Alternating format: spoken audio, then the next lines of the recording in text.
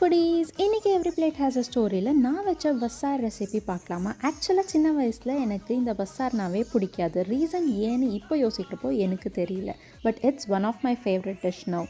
Bazaar is Karnataka special. ஒரு டிஷ்ஷில் நம்ம வேக வைக்கிற தண்ணி கூட வேஸ்ட்டாக போகாதுன்னா அது இந்த டிஷ் தான். ஃபஸ்ட் இதுக்கு வேணுன்ற கொட்டை அப்புறம் கீரை குக்கரில் வேக வச்சுக்கணும். நான் காராமணி அப்புறம் பச்சைப்பயிர் பீன்ஸ் எல்லாம் ஆட் பண்ணிக்கினேன். அது விசில் வர கேப்பில் ஒரு பேனில் ஆனியன் டொமேட்டோ பூண்டு அப்புறம் தேங்காய் எல்லாமே வதக்கி கூல் பண்ணி வச்சுக்கிட்டேன்.